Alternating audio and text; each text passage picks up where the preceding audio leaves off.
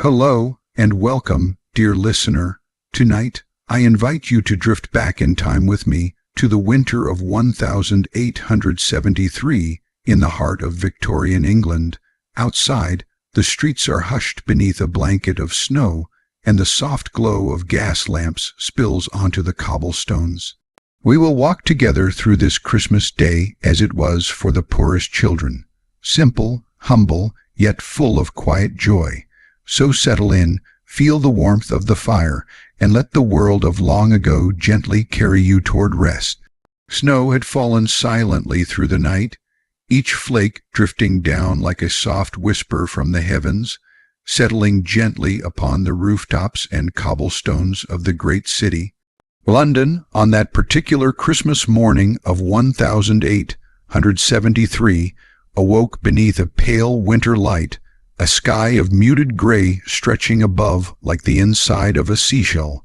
The air was crisp enough to bite at exposed cheeks, and every breath rose as a visible cloud in the frosty air. The city's countless chimneys exhaled their own wisps of smoke into the stillness, their trails curling upward and blending with the morning mist. It was the kind of day that seemed suspended between waking and dreaming. The streets hushed, as though holding their breath in anticipation of the festivities to come. In the wealthier districts, where tall houses stood shoulder to shoulder in neat rows, their doors polished and their brass knockers gleaming even in the weak light, the signs of activity were already stirring. Behind curtained windows, servants moved briskly about their work. Fires crackled in grand hearths, kettles hissed over glowing coals, and the aroma of roasted meats, spiced puddings, and freshly baked bread began to slip through the small openings of doors and windows. Carriages rattled over the icy stones, delivering baskets tied with ribbon, gifts from prosperous friends and relations. The gas lamps, still burning from the long winter night, glowed faintly in the fog, their halos of light trembling in the cold air before they were finally extinguished as the day brightened. But further east, down narrower streets where the houses leaned close together as though for warmth, the scene was quieter. Here the buildings were smaller, their paint long weathered, their brickwork dulled by years of soot and smoke from the city's heart. The windows were smaller, the curtains thin or absent altogether. Smoke rose here too, though it came from fires more modest, small hearths fed with coal scraps or bundles of gathered wood, their warmth precious and carefully guarded. These were the homes of those who worked long hours for little pay, dock laborers, washerwomen, seamstresses, and errand boys, whose Christmas morning carried no expectation of grandeur, yet held its own quiet kind of magic. Along the cobbled lanes, the snow lay trodden only in narrow paths, the rest untouched and pristine. Footsteps were scarce at this early hour. A milkman passed by, his cart wheels crunching over the snow, the bottles in his tray clinking softly. Somewhere nearby, a church bell tolled a slow and steady call, its deep notes mingling with the faint bleating of a goat kept by a family in one of the nearby yards. The city's noises were muffled by the thick air and the snow, giving the morning a peculiar stillness. It was not silence exactly, but rather the softened hush of a world that had slowed its pace. In a cramped attic room of one such narrow house, a pair of small eyes blinked open to greet the pale light creeping in through the frost-laced window. The frost had worked its way into delicate shapes, ferns, feathers, and lace, like curls, patterns formed overnight by the meeting of warmth and cold. They glimmered faintly in the light, making the simple glass seem like something enchanted. Outside that window, the rooftops stretched in uneven lines, capped with their thin blanket of snow, and beyond them, the faint, shadowy outlines of taller buildings faded into the white, gray mist. The smell of coal smoke and something faintly toasty drifted up from below, and though the attic was chilly, there was a certain coziness to the way the quilt was tucked tight, and the small fire in the grate flickered stubbornly against the draught. The family's Christmas morning had no grandeur, but it had familiarity, and that, in itself, was a comfort. London on Christmas morning was a tapestry of contrasts. In the grand squares, where iron railings shone black and glossy from a recent polish, fine carriages lined up to deliver guests to holiday breakfasts. The sound of their wheels and hooves on the icy cobbles was sharp and rhythmic, echoing between tall walls. The air there carried a different perfume, orange peel, cloves, pine garlands brought in fresh from the countryside, but in the working districts the air was scented more simply, wood smoke, baking bread, and the faint tang of damp wool drying near fires. Both worlds shared the same sky, the same snow, the same distant toll of bells, yet the scale of celebration was as different as the cut of their coats. There were few shop doors open in the early hour, but those that were displayed their modest Christmas wares: a tray of sugared almonds, a small pyramid of oranges for those who could afford the luxury, bolts of cloth in deep reds and greens, and second-hand toys in a pawnbroker's window. A ragged boy paused to press his face against the glass of one such shop, his breath fogging the pane as he admired a tin whistle and a small wooden soldier, perhaps imagining the feel of them in his hands. The streets bore the footprints of those who had risen early for church services or to tend to animals before the day's feasting.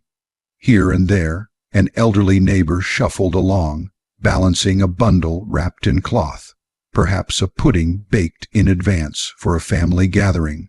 Overhead, the clouded light shifted as the sun tried to pierce the mist, sending a brief silver gleam across the snow before retreating again behind its winter veil. In some alleyways, the snow had been swept aside entirely by boys who earned a few coins clearing paths for shopkeepers or delivering coal. Their laughter, when it came, was sharp and quick in the cold air, but even they seemed to move with more leisure than usual. Christmas Day, even for those with little, was a day when work eased its grip for a short while. All around there was a sense of the city pausing, a rare thing in London's usual rhythm. The stillness, the muted light, the distant sounds softened by frost, all combined to make it feel as though the day itself had been wrapped in a woolen shawl, pulled close and kept warm. It was a day unlike any other in the year, not because of the grandeur in some parts, but because of the gentleness that seemed to settle over the whole, from the grandest house in Mayfair to the humblest attic in the East End. It was in this atmosphere, half dream, half reality, that the city's children awoke, each to their own kind of Christmas, yet all under the same gray-white sky. For the poor, there might be no grand feast, no towering tree, no heaps of parcels, but there was still the quiet wonder of a morning unlike any other, the feel of a quilt pulled snug against the cold, the flicker of a small flame in the grate, and the promise, however humble, of something sweet, warm to come before the day was through. And it was this promise, as much as any feast or finery, that gave the morning its special glow. The small room was dim in the early light, the kind of light that seemed to slip in shyly, brushing against the frost-speckled glass before entering. The window was old, the panes slightly wavy, and in places where the frost had thinned, faint shapes of the world outside could be made out. The soft slant of snow along the rooftop opposite, the crooked chimney pots, and the pale thread of smoke rising slowly into the cold morning. The chill in the air was sharp enough to make fingers and toes curl instinctively back beneath the patchwork quilt, but beneath its weight, the bed was warm, holding the night's gathered heat like a pocket of safety against the day. The house was quiet save for the occasional creak of settling wood and the faint hiss from the small grate in the corner. A few pieces of coal still glowed faintly there, left to burn low through the night, so the morning would not begin in complete cold. Their light, soft and orange, painted little flickers on the walls and ceiling, making the narrow room seem somehow alive and breathing. Beside the fire, on a small wooden chair, lay a pile of clothes carefully folded the night before, worn but clean, ready for the day's wear. Somewhere downstairs, a sound stirred, muffled movement, the clink of iron on iron, the faint scrape of a kettle being shifted, a thin, familiar smell crept up with the warmth, bread, or perhaps porridge, something simple yet comforting. It was enough to bring a faint flutter of anticipation to the stillness, a quiet reminder that this day was not quite like any other. For a child waking in such a room, Christmas morning carried its own unspoken magic. There might be no towering pine hung with baubles, no piles of parcels tied with silk ribbons, but there was the knowledge that something would be different today, something gentle and special, even if it was small. The thought of it was enough to lift the heavy fog of sleep more easily than on other mornings, when the day ahead promised nothing but the usual chores and errands. The first movement from beneath the quilt was slow, a hand reaching out toward the air, testing its chill, then withdrawing quickly. The woolen blanket had rough edges, and the fabric was patched in places, but it held warmth like an embrace. For a while, there was no rush to leave it. The pale morning light slowly grew stronger, and the patterns of the frost on the window seemed to deepen, their edges sharp and glistening as if the glass had been etched by the night itself. From the other side of the room, a soft sound came, perhaps a sibling shifting in sleep, or a faint sigh from a shared bed. The floor was bare wood, and stepping onto it without stockings would be like stepping into ice. But the moment would come soon when bare feet would touch the cold planks, and the day would begin. Downstairs, the fire in the main hearth had been coaxed into life, the flames moving in slow, steady licks, and the air was beginning to carry their heat upward. The smell of something faintly sweet now joined the scent of the coal fire, a rare treat being prepared. Perhaps it was bread with a bit of treacle, or even the faint citrus perfume of an orange that had been saved for this day alone. Christmas morning in such a home began in quiet layers, like a story told slowly. First, the waking and the soft light, then the gentle sounds from below, then the smells that drifted upward and curled into the corners of the rooms. The rhythm was unhurried, and that was part of its charm. Even hunger seemed to wait a little, knowing that today was a day to savor.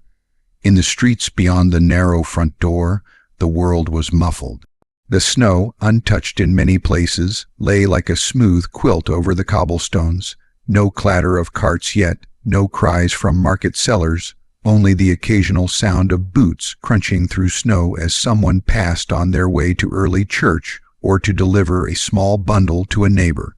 The houses on either side were close enough that the windows seemed to almost face each other in conversation, each holding their own little world of warmth and life within.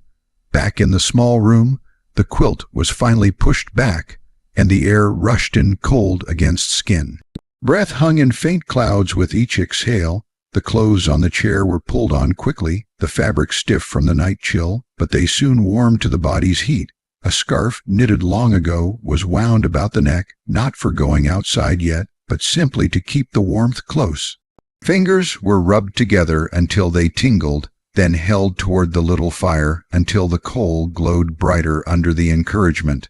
Stepping softly so as not to wake others still sleeping, the child would descend the narrow staircase, the boards groaning faintly underfoot. The air grew warmer with each step, and by the time the kitchen was reached, the faintest smile might have begun to tug at the corners of a sleepy face. There, the hearth was alive with light, and the table, though simple, was laid with care. A jug of milk, a plate of bread, and on the very center, wrapped in a twist of paper, something bright and round. An orange, Its color was a burst of summer in the heart of winter, its scent filling the air like a memory of faraway places where the sun shone warm on orchards. For many, it was a rare treasure, perhaps the only such fruit of the year, and it would be shared slowly, slice by slice, its sweetness savored as though it were the richest delicacy in the world. That one simple thing was a sign that today was not an ordinary day, but a day marked by thought and care. Breakfast was eaten unhurriedly, each bite warming the belly against the cold outside. The fire's heat seeped into every corner of the room, and though the wind rattled faintly at the window panes, it could not enter. The smell of coal mingled with the faint aroma of the orange's peel, which had been set near the hearth to dry and scent the room for hours to come. When the meal was done, there was no rush to work or errands, only the slow gathering of coats and shawls for those who would step out into the snow for church or to deliver small tokens to neighbors, perhaps a heel of bread or a bit of broth kept warm for someone who had none. The rhythm of the day was different, softer, and the morning's beginning had set its tone. The quiet joy of waking on such a morning was not in the grandeur of gifts or decorations, but in the gentle certainty that, for at least one day, life would be kinder, slower, and touched by warmth. And in the simple act of opening one's eyes to a room lit by frost and firelight, the heart knew that Christmas had arrived. The small kitchen was alive in a way it rarely was during the year, yet it held a quietness that seemed to wrap the space in calm.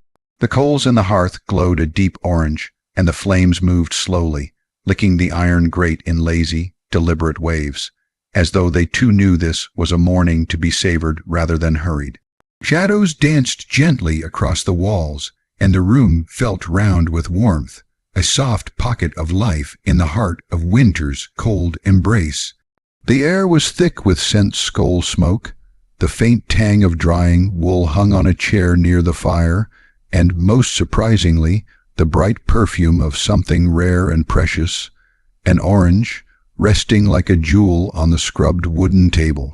It was not the kind of fruit one might find tumbling in baskets at the market, piled high in abundance. In 1873, for a family without means, an orange was not merely food. It was a treasure, a gift that spoke of thought, effort, and sacrifice. It had likely traveled a long way to reach this small Victorian kitchen, journeying from sunlit groves across seas and through the hands of traders, until it arrived in this cold corner of England, where snow lay thick, and the air carried the bite of frost. The very sight of it seemed almost out of place, its vivid skin glowing against the muted browns and grays of the room. The child, small enough that the table's surface was nearly at chest height, looked at the orange with a mixture of awe and reverence. Fingers itched to touch it, to feel the dimpled texture beneath the skin, but there was a sense that to rush would be to break the quiet magic of the moment. The mother, moving slowly so as not to disturb the hush of the morning, poured warm milk into a cup. The sound of the liquid against the tin mug was soft and steady, mingling with the occasional crackle from the hearth. The father sat in his usual place, his hands clasped loosely, watching. His face bore the lines of long hours of work, of winters weathered with more struggle than ease, but on this day there was a softness in his gaze, a quiet satisfaction that the table, though humble, carried something special. He glanced at the orange as one might at a guest of honor, knowing the delight it would bring. The mother took the fruit in her hands, turning it slowly. The light from the window caught the sheen of its skin, and for a moment the room seemed to hold its breath. With the smallest pressure of her thumb, she began to peel. The skin released a burst of fragrance, bright and sweet, cutting through the heaviness of coal smoke. Tiny droplets of oil glistened in the air before settling, and the scent seemed to lift the very mood of the room. The child leaned closer, eyes wide, breathing it in as though it were something too good to miss even for a second. The peel came away in generous curls, placed carefully on the table rather than discarded. In households such as this, nothing was wasted, and the orange peel would be dried by the fire, perhaps to be slipped into a pot of tea in the weeks ahead, releasing one last breath of sweetness long after Christmas had passed. When the fruit was bare, its flesh gleaming and divided into segments beneath the thin, white pith, it was set carefully in the center of a plate. There was no sense in rushing the eating of it. The mother began to divide it, her hands gentle, ensuring each segment stayed whole. The child received one piece, small but perfect, the skin cool against small fingers. A moment's pause before the first bite. It was almost as though there was a silent ritual to this, an unspoken understanding that the taste would be unlike anything else they might have in the year. When the segment was placed in the mouth, the world seemed to still. The sweetness was sharp yet delicate, flooding the senses with a brightness that contrasted so deeply with the muted flavors of the usual winter fare. Bread, broth, perhaps the occasional apple stored from autumn. Here was sunshine in edible form, a piece of warmth from another world, and each bite carried a reminder that somewhere, beyond the snow and the frost, there were groves heavy with fruit and skies painted blue. They ate slowly, each member of the family receiving their portion, the fruit disappearing in the gentlest of ways. Even the smallest child took care not to spill a drop of juice, catching any with a fingertip and licking it away. Conversation was minimal, but the smiles that passed between them were enough. The warmth in the room was no longer only from the fire. It came from the act of sharing, from the knowledge that even in a year of hard days, there could be moments such as this. After the last segment was eaten, the peel remained on the table, its color still rich, though its work was done. The father reached out, lifting one strip to his nose, inhaling as though holding on to the scent would keep the moment alive a little longer. The mother gathered the rest, setting it on a small dish by the hearth to dry, where it would curl inward as the hours passed, releasing faint hints of its sweetness into the warm air. The child, still tasting the orange on the tongue, settled back in the chair. The fire's light seemed softer now, the shadows longer. Outside, through the frost, patterned glass, snow still fell, each flake drifting slowly in the pale morning, but inside there was no thought of cold.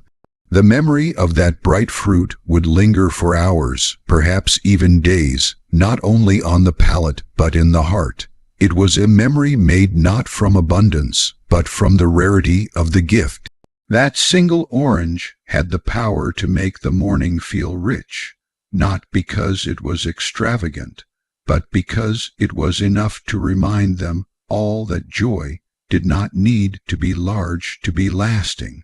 The quiet smiles, the shared glances, the simple act of passing the plate, these were the decorations of their Christmas, more precious than any gilded ornament or ribboned box.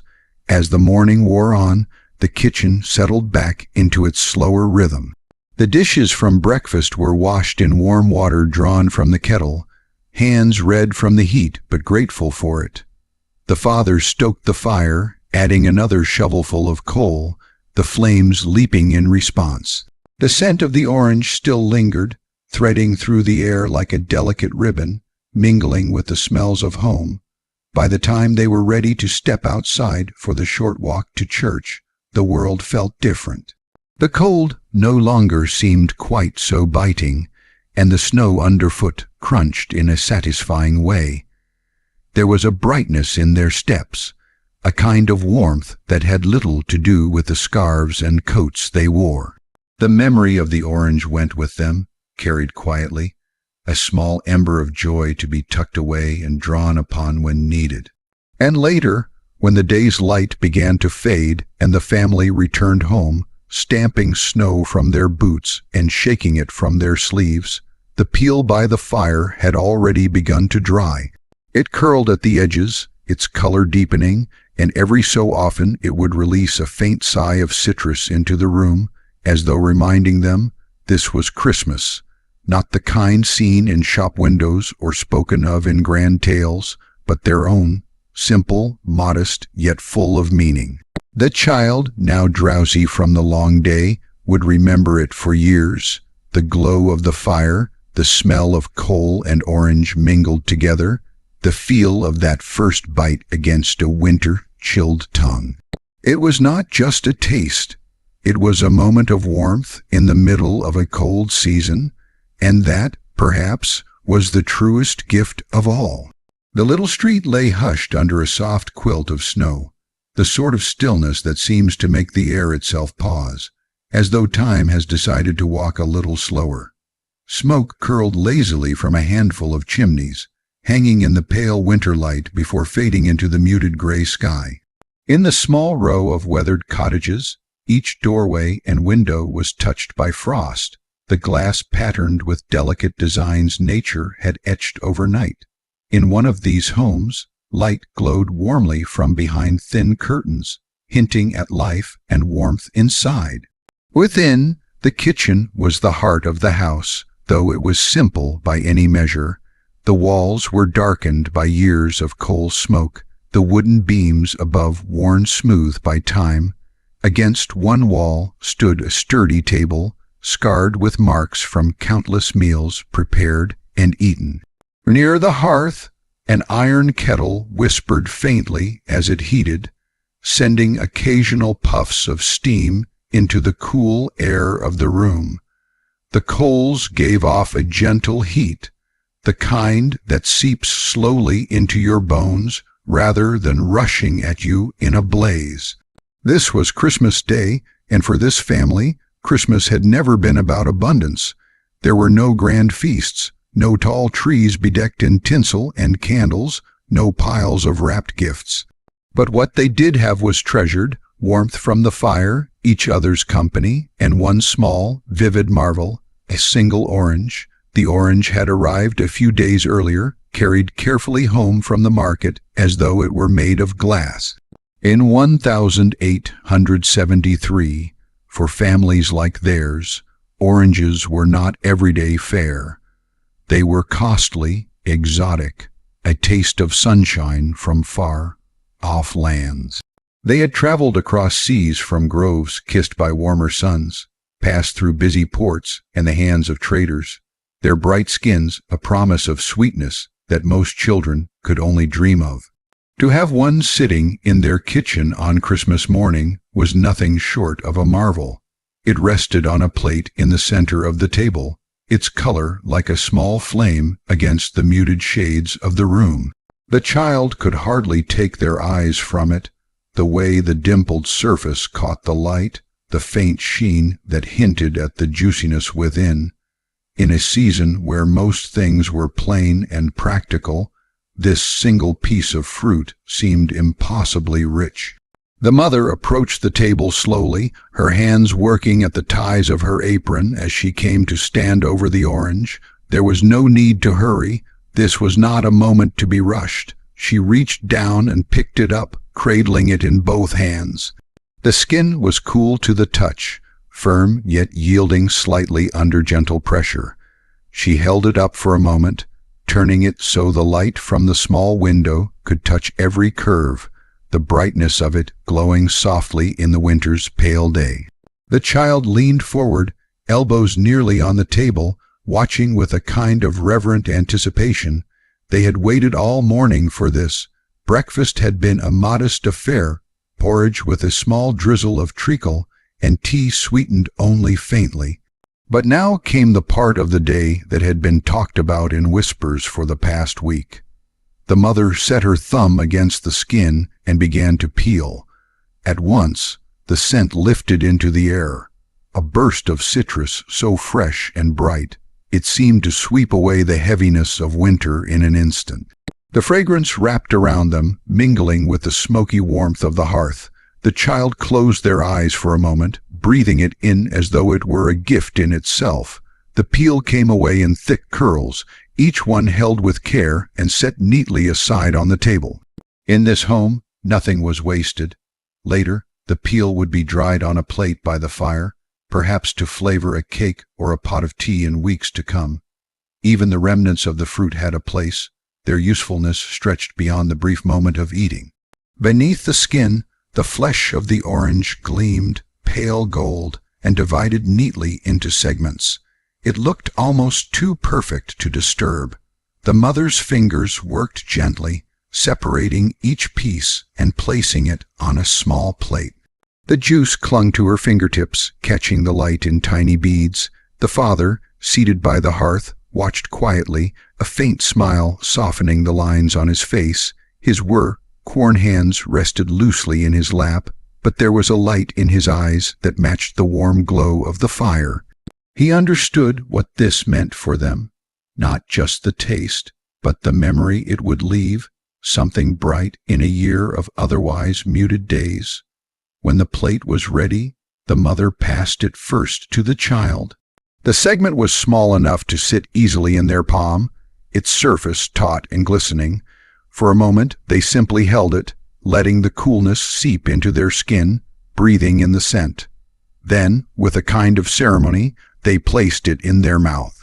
The flavor was almost startling, a sharp sweetness that seemed to fill every sense. It was as though the sun itself had been caught and turned into something they could taste. Against the backdrop of the usual winter foods, stale bread, cabbage soup, stored apples from the autumn, the brightness of the orange was a revelation. They chewed slowly, unwilling to let it pass too quickly, the juice spilling just enough to be caught by a waiting fingertip. Each member of the family took their turn, savoring their share. There was no need for chatter. The experience spoke for itself. The only sounds were the crackle of the fire, the occasional clink of the plate as it was passed, and the soft sighs that escaped without thought. It was a quiet joy, deep and unspoken, the kind that stayed with you long after the moment was gone. When the last segment was eaten, the plate was empty, but for a few stray drops of juice. The peel remained, its color still rich, and the mother gathered it up, setting it on the small dish by the hearth to dry. The scent would linger for days, faint but steady, a gentle reminder of this morning. The child sat back in their chair, warm from the fire and the sweetness still on their tongue. Outside, the snow continued to fall in slow, drifting flakes, the world beyond the window soft and white. Inside, the glow of the coals painted the room in shades of amber and gold. There was a fullness in the air, not of food or riches, but of something quieter, contentment, perhaps, or the rare satisfaction that comes when the smallest of things feels entirely enough. They knew, even without thinking it in words, that they would remember this day. Not for any grand event or spectacle, but for the way the orange had made the world seem brighter, the way the warmth of the fire and the closeness of their family had turned a simple kitchen into the most welcoming place they could imagine. It was a Christmas without excess, but rich in its own way, steeped in a kind of gentleness that could not be bought. Long after the orange was gone, the memory of it remained, woven into the fabric of their winter like the scent of coal smoke in their clothes. And in years to come, whenever they caught the faint perfume of citrus, it would carry them back to this moment. The glow of the fire, the hush of falling snow, and the sweet, rare taste of joy on a Christmas morning. The streets of the little Victorian town were still that Christmas afternoon, hushed in a way that made every footstep sound like it belonged to another world. Snow lay thick in the gutters and along the edges of the cobblestones, worn smooth by the gentle passage of a few carts and the careful tread of boots. Every so often, the faint jingle of a harness bell drifted from some distant corner, and then silence would return, settling softly over everything like the snow itself. The air had that clean, crisp scent of deep winter, coal smoke mingled with the faint perfume of pine from the small wreaths hung on a few shop doors. For those with little, Christmas was not about lavish meals or mountains of parcels. It was instead a time when the smallest pleasures took on a brilliance they could not carry in any other season. The children of the poorer lanes, with cheeks flushed red from the cold, found joy in the simplest of moments, tracing patterns in the frost on a windowpane, feeling the sting of snowflakes melting against warm skin, watching the light of a single candle dance across a bare wooden table. In one narrow home, tucked between two soot-darkened brick buildings, the scene inside was one of quiet cheer. The family who lived there did not have much to call their own. The father's work at the docks brought in just enough to keep them fed and clothed, though the clothing was patched and the food plain. Yet today there was a little something extra, just enough to make the day feel different. A loaf of bread sat cooling on the table, its crust cracked open from the heat of the oven. Beside it, a small pat of butter wrapped in paper, saved for a special occasion, waited to be spread thickly over each slice. There was a pot of tea steaming gently in the hearth, the aroma of the leaves richer than their everyday brew, for today they had used a pinch more than usual. And most special of all, sitting carefully on a small china saucer, was an orange, bright and perfect, its skin holding the promise of sweetness and sunshine. The mother had kept the orange hidden until now, not out of secrecy, but out of reverence for the moment. It was to be shared in the evening after supper, when the day had grown dark and the world outside was hushed in the deep winter quiet. She had bought it days ago from a street seller whose stall was bright with imported fruits, their colors almost shocking against the grays and browns of the winter streets. To her, the coin she had parted with, for it had been dear, but worth every bit, for she knew the joy it would bring. The children were not strangers to hunger, nor to the kind of waiting that comes when you cannot have everything you wish for right away. In some strange way, that waiting was what made this day more beautiful. All through the afternoon, as the father mended a chair by the window, and the mother stirred the simple stew in the pot, the orange sat quietly on its plate, its bright color catching the flicker of the fire. The children stole glances at it now and again, not daring to touch, but letting their imaginations run ahead to the moment they would finally taste it. Outside, the snow began to fall again, this time in slower, heavier flakes. They drifted past the small window, each one seeming to take its time, as though the whole world had agreed to move more gently for just a little while. The father set aside his tools and came to sit near the hearth, holding his hands out to the glow. The mother served the stew into 4 bowls, each portion modest but warm, and they ate together, the sound of spoons against the bowls mingling with the faint hiss of the fire. After the bowls were emptied and set aside, the moment arrived. The mother lifted the orange, her hands cradling it with the same care she might give to something fragile and irreplaceable. She set it on the table and pressed her thumb gently into the skin. At once the scent rose into the room, sharp, fresh, and sweet, carrying with it the warmth of places far away. The children breathed it in, their eyes widening as if the smell itself were a gift. The peel came away in pieces, each one curling like a ribbon before being placed neatly to the side. The mother's fingers worked slowly, her movements deliberate, letting the moment stretch as long as it could. Beneath the peel, the orange was tender and glistening, its segments tucked neatly together like a secret waiting to be told. One by one, she separated the pieces, placing them in a shallow dish. The children leaned closer, their faces lit by the fire's glow, the anticipation warm and deep. When the first piece was offered, it was taken gently, almost reverently. The bite was slow, the flavor so bright and unexpected that it almost brought tears to the eyes. It was as if the gray days of winter had cracked open for a moment, letting in a shard of golden light. They ate in turns, passing the plate, each segment shared without rush or greed. The father's face softened with a quiet smile as he watched his children savor each bite. The mother, too, seemed warmed not only by the fire, but by the joy that filled the room. It was a joy that had little to do with the fruit itself, though the taste was wonderful. It was the sharing of it, the way it made them all feel bound together in something rare and good.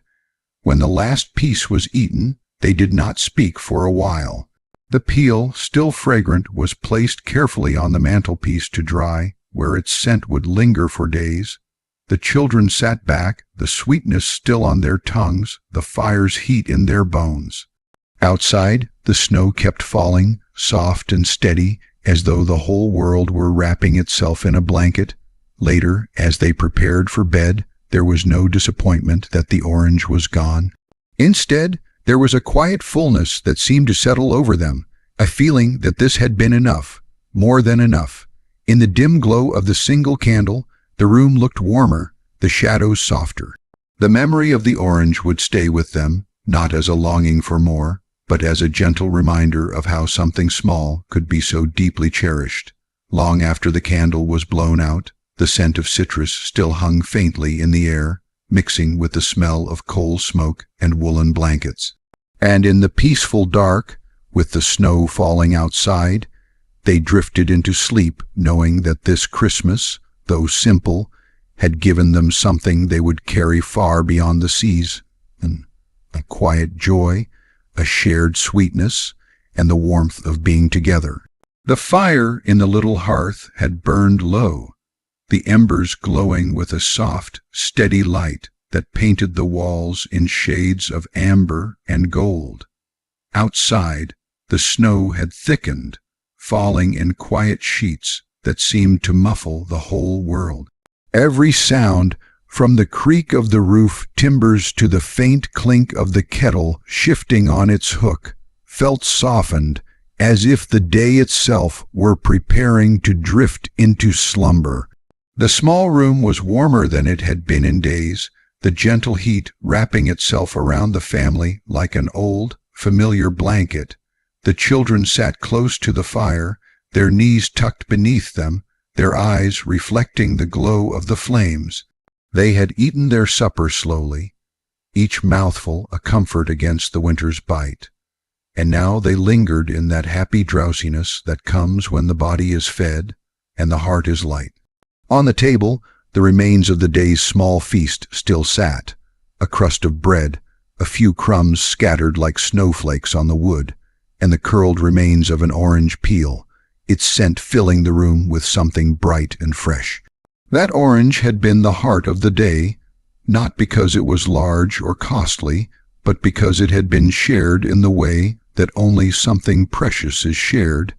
Each segment had passed from hand to hand with care, each bite savored as though it might be the last such taste for a long time. And now, even though the fruit itself was gone, its sweetness lingered, not just on their tongues, but in their spirits. The father sat in his chair by the hearth, one hand resting lightly on the armrest, the other cupping his chin as he watched the fire.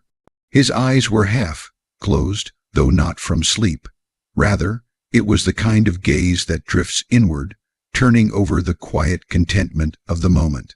The mother was tidying the table with slow, unhurried movements, not because there was much to do, but because in the stillness of the evening, every gesture seemed to take on a rhythm of its own. The children had drawn closer together, their heads leaning until they nearly touched, whispering little things to one another, soft laughter about the way the snowflakes had landed in their hair earlier, memories of other winters, dreams about what tomorrow might bring. Their voices rose and fell gently, like the slow swing of a lullaby. There was no urgency in their speech, no restlessness. The day had been enough to fill them, and they were content simply to be. From outside came the faint, muffled sound of a church bell marking the hour. Its tone was deep and slow, each note hanging in the cold air before melting away into silence. The family paused for a moment to listen, their faces turned slightly toward the sound, as if it were a reminder that the world beyond their walls was still there, still turning, even as they sat in their warm little cocoon. The father finally spoke, his voice low and calm, remarking on how fine the snow was this year, how it seemed to fall thicker and slower than it had in many winters past.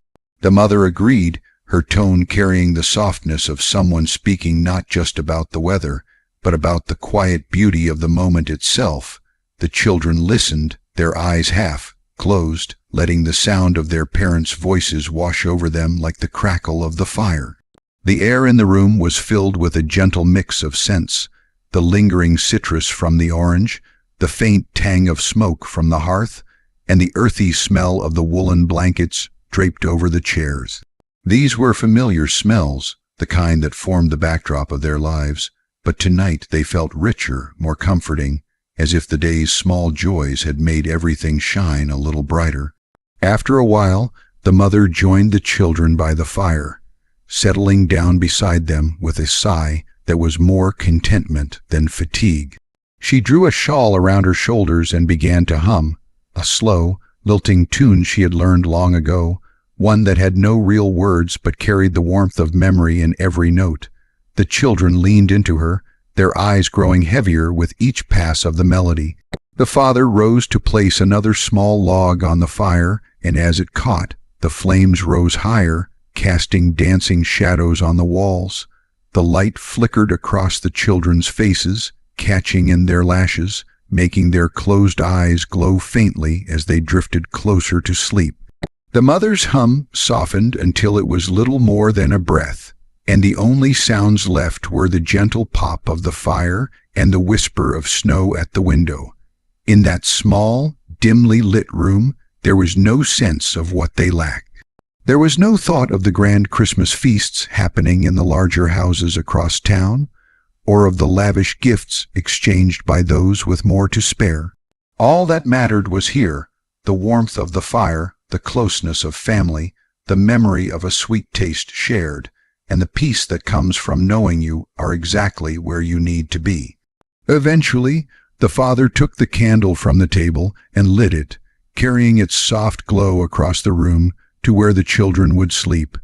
The small bed was piled high with quilts and blankets, each one worn but warm, stitched with care over the years.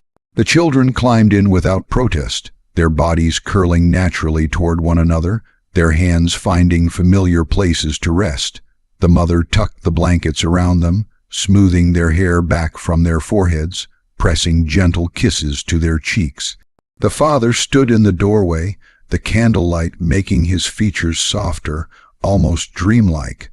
They lingered for a moment longer, watching as the children's breathing slowed, their faces relaxing into the deep peace of sleep.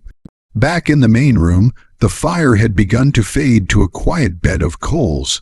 The father set the kettle to hang just above the embers, ready to heat for the morning's tea.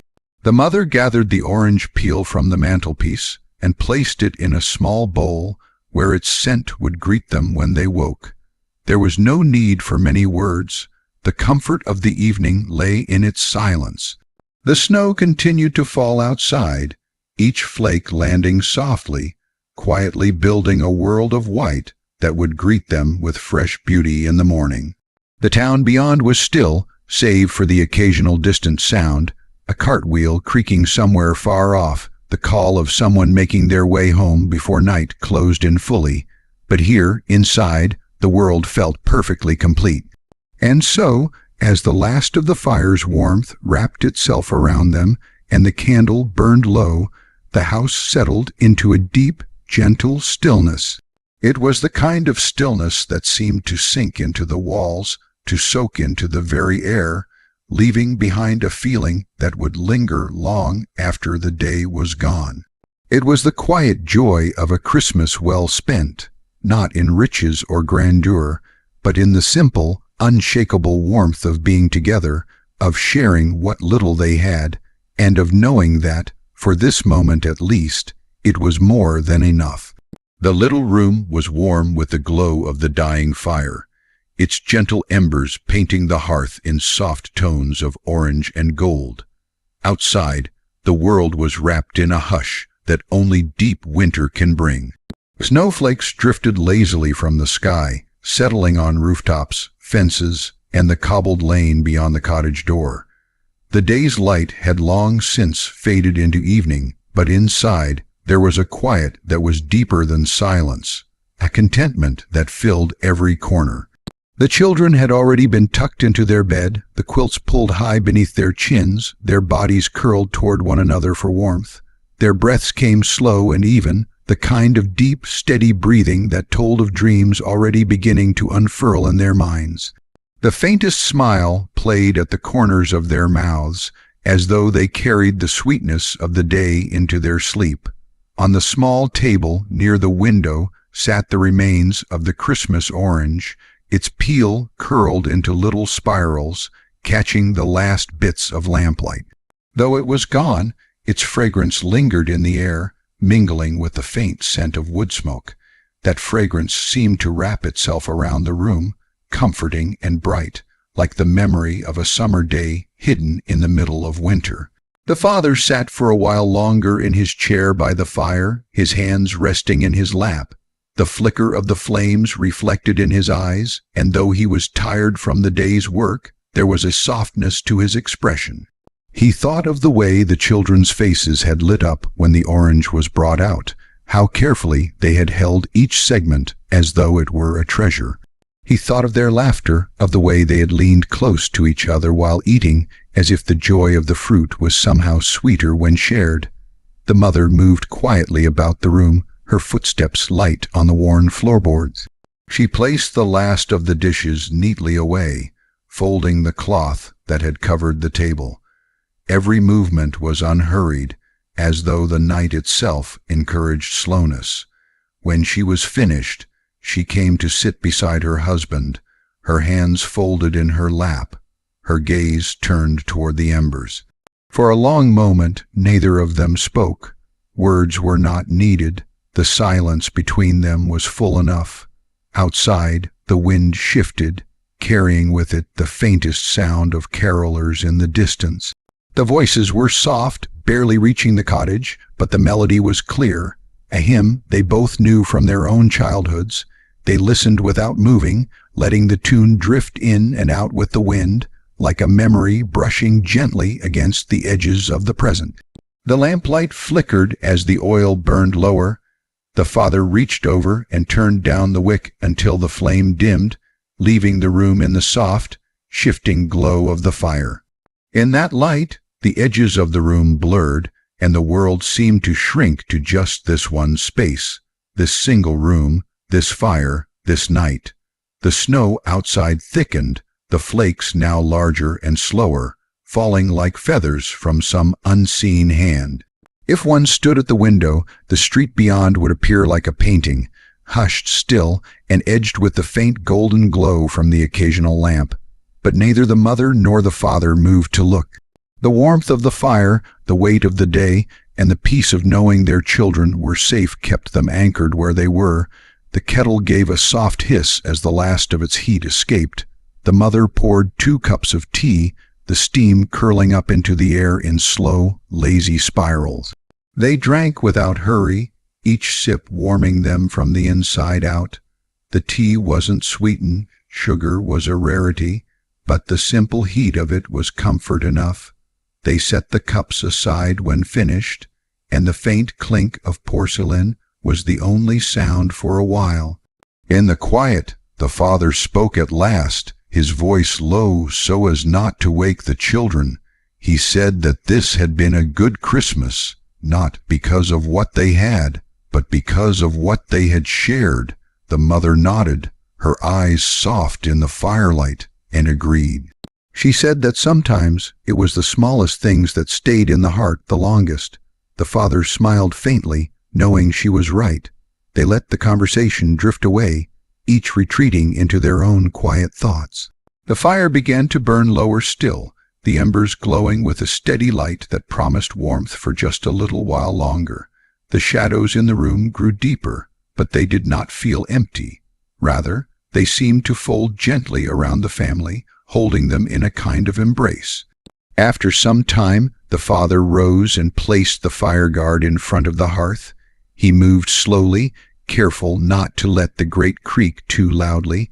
The mother blew out the lamp, and the room was left in the dim, warm glow of the coals. She glanced toward the children's bed one last time, her eyes lingering on their peaceful faces. The night settled fully around the cottage. The wind outside was gentle now, a soft whisper moving through the eaves. Somewhere in the distance, a clock struck the hour. its chimes slow and deliberate. Inside, the family slept, children first, then the parents, each wrapped in dreams that would carry them through the long winter's night. The snow kept falling, quiet and unbroken, covering the streets in a smooth, untouched blanket. By morning, there would be new footprints to mark the day's beginnings, but for now, the world was still. And in that stillness, there was a kind of peace that needed no words, no grand gestures, only the steady comfort of warmth, love, and the memory of a simple gift shared on Christmas Day. It was the sort of night that would live in memory, not for any riches or spectacle, but for the way it made the heart feel safe. And as the last ember faded to ash, the cottage held its quiet vigil, a small island of warmth in the soft white sea of snow.